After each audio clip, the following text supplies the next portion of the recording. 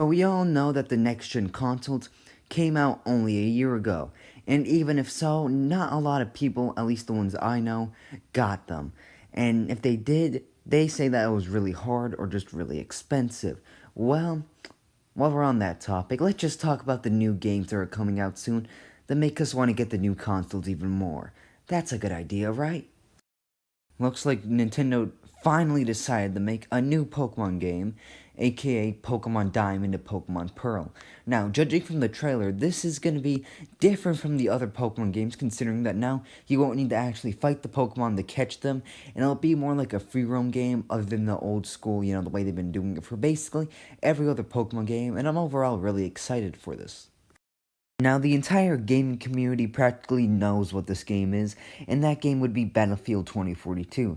Now, it's basically if Battlefield and Halo kind of just had a baby, that would be this. Or at least I feel like it'll be something like this. Just, like the Battlefield style, because Battlefield is more about strategy than actual, like action. And it makes it pretty good, but I'm more of a Call of Duty guy myself. But that's besides the point. Overall, I am really hyped for this game, and it's been like forever. Like, when is this game going to come out? Next up, we got another game the entire gaming community practically already knows about, and that would be Halo Infinite. Now, I'm probably more hyped about this game than any other game that's coming out soon, and that is because Halo 5 came out when I was like 6 years old, I think, and honestly, I've never played a single bad Halo game. Now, I'll admit the multiplayers for like Halo 5 wasn't the best, but the story, though, that's the main reason why I play the game, and honestly, I've never seen a single Halo game with a bad story, in my opinion, and I'm just super hyped for this one. Next up, we have God of War Ragnarok. Now, you know this game is going to be interesting because, well, the main villain in this game is Thor. You know, that thunder god with the hammer? Yeah, that one. And you know that this game is going to be interesting. I mean, Kratos versus Thor, I mean, who wouldn't want to see that?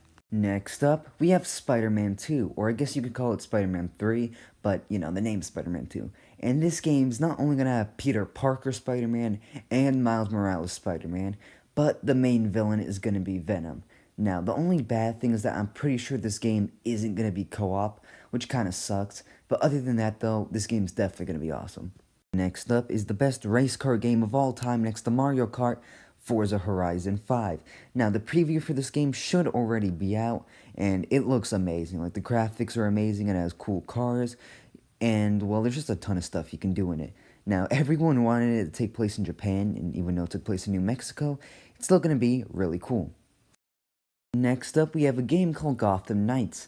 Now, this is technically a Batman game, but here's the thing. In this multiverse that the game takes place in, Batman died, and it's pretty much up to all the Robins, or Batman's kids, I guess you could say, to find out who did it and take revenge on them. Now, you can choose whether you play it as the current Robin, Damian, Red Hood, Nightwing, or Batgirl. And honestly, I'm definitely hyped for this game, and I'm 1000% getting it, because there's not a single bad Batman game that I've ever played.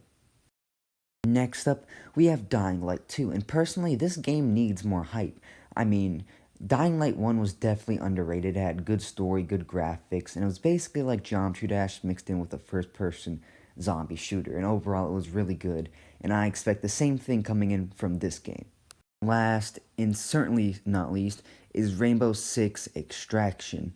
Now, Rainbow Six Siege is definitely not as good as it used to be, and I can tell that Extraction is definitely going to be a good game, and I know that this game is pretty well hyped considering that Rainbow Six Siege was probably one of the most popular first-person shooters next to Call of Duty and like Fortnite when it was in its prime.